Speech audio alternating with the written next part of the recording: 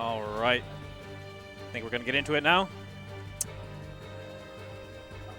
This is going to be a really, really fun match. Winners finals. FX's own Hamyojo versus Boomstick. Two great players in the area. Two of my favorite players, really, to watch whenever they do play. Hamyojo has just improved by leaps and bounds with his Sheik. And Boomstick, you know, making his return to MNM. He was such a formidable player when he used to be a regular here, and it's good to see him still being such a high-level threat, even as he's making his return.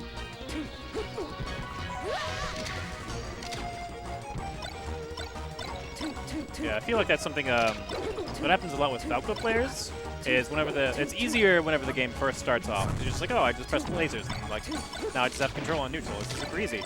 And then refining the process becomes the challenge in the long run. Right. Knowing when exactly to be shooting lasers, when to be pushing in afterwards, when to be pressing your advantage, and when to be pulling away.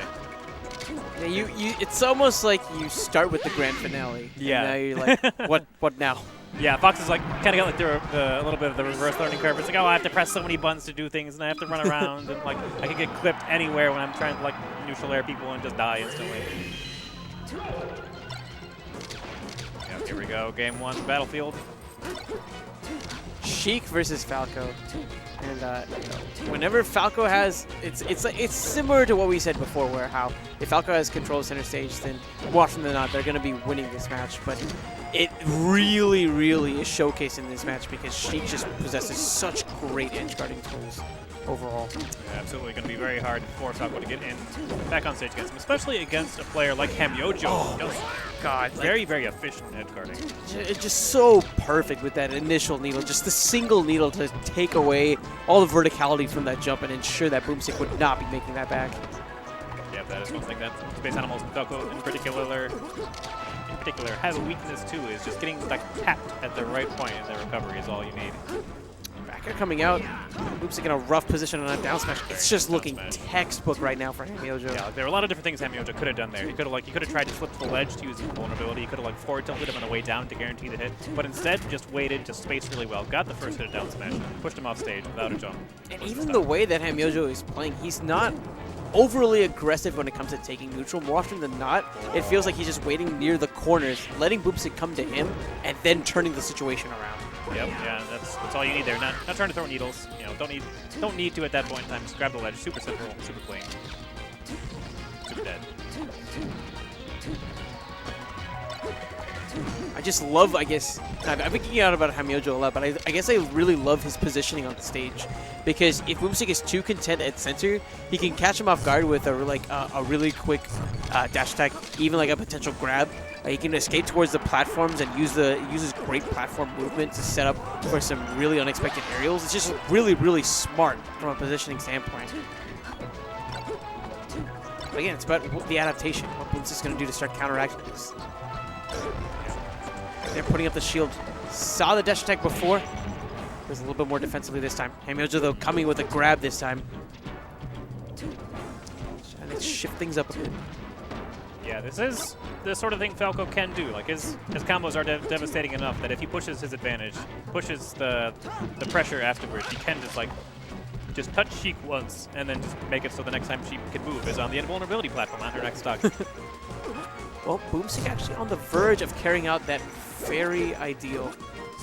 Hamyojo off stage. Oh, shine into up air. Perfect spacing for it. A little bit too high for the back air, so opting for the up air instead. Here we go, stock 2, 3. And that down smash come through. That could be enough just like that.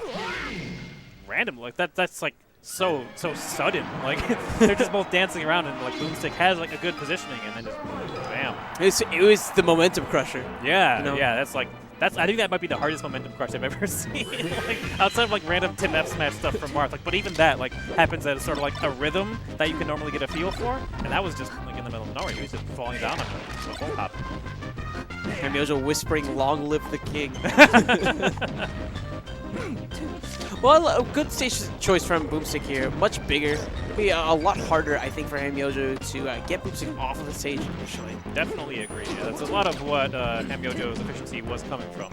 Not on stage combos. Like, he wasn't doing like the crazy down air on the platforms to get huge follows off of that. Nice combo from Boomstick. So plenty of room to work that magnificent, magnificent combo game that Falco possesses. Hamyojo's been doing a pretty good job dealing with the pressure, though. Those nairs at a shield. Like, even there, like, his shield was getting super low, and it was super scary, but he's still, like, keeping a cool head, picking his opportunities to slip out at a very, very good time.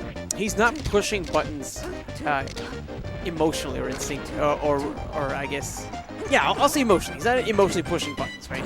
It's never because he's scared. Very, very calculated. It's going to be a big reward. It's going to be hard for Sheik to make it on stage after this. Stock. So 2 quick stocks. Hamyojo, you know, he's not having, I guess, that same sort of presence. Boomstick, I think, again, like we saw in his match against Dizzy, has done a much better job of adapting to the style that his opponent is playing, despite the presence that the opponent presented in the initial game. Kind of pulling it back, playing a little bit more patient, a little bit more safe. Playing the long game, sort of. Remembering that he has a gun. Yes, he has a very good gun. A gun made from space. Made from space? You know what I mean. Oh man, it is actually a vacuum, and it is pulling Hamyojo in.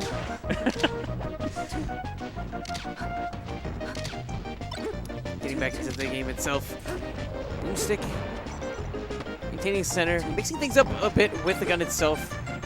Forcing Hamyojo to take the offensive a bit more than he would like to, and that counter hit that we saw in his match against Dizzy is coming back into play. Hamyojo's having a hard time just getting anything going. He's getting a lot of straight hits, putting on some damage, but it's all just tip-taps here and there, trades, one-offs.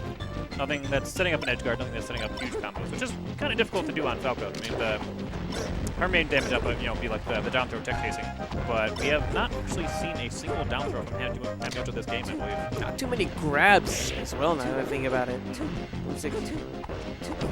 Yeah, very, very scary. Bad position, but still makes it back. Sweet spot on the ledge, avoiding that down tilt altogether.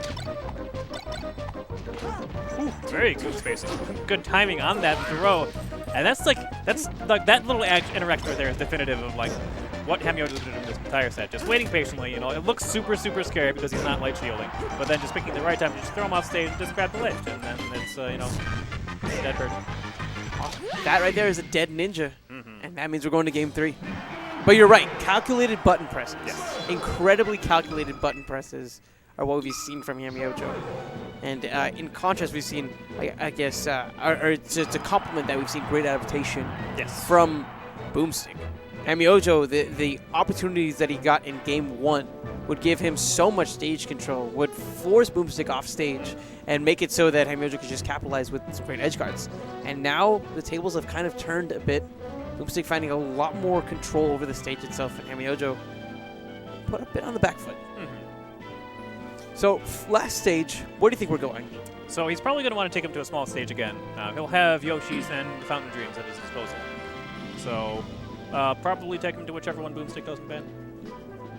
For me, I could see Boomstick probably banning something like Fountain and then maybe opting for Yoshi's too. So. Possibly. Yeah, at that point in time, I think it becomes more personal preference. But, yeah, it looks like we are going to go Yoshi's story. This is going to be definitely a incredibly fast-paced match. Already both players actually taking towards the platforms, which is, I think, a part of the stage that we saw very little interactions when both players were actually upright. Yeah, usually it was either one person like completely in control, and on Dreamland, like almost no platform play at all. Well, platforms certainly make it very, very tempting for a lot of interactions to happen up there. And that's going to, I think, benefit both players a lot, but in particular Hamyojo, who is known for this excellent platform maneuverability. Okay, nice double dip, just put on the pressure from the tech chase situation. And a very well-spaced back air to end that stock. Great little set of lasers locking down Hamyojo. Gives Boomstick an opportunity to get a grab. Down air here, hoping to close out this stock as quick as he possibly can. Goes for the down smash, but mistimes it. Hamyojo with a scrape by. Can he do it again? Back on this ledge. Very nice wave land. Slipping it on stage for Boomstick and put any hitboxes out, but that back air will seal the stock. Small blast zones definitely playing a role there. Yeah, that narrow shield from Sheik so fast. Just taking the smallest of windows that Falco will give her and turning them into opportunities to get away. First hit on the fair was not what Hamyojo was looking for, but it was what Boomstick really needed in that situation. But the nair. Yeah, that was good spacing on Boomstick, doing just the instant side B straight to the ledge. But yeah, Hamyojo capitalizing afterwards, the nair to shield. And this is certainly not to discredit Hamyojo at all in the ways that he's playing, but this small stage has just helped him out immensely. Much better look for the game plan, and the style that he's playing at than the large stage.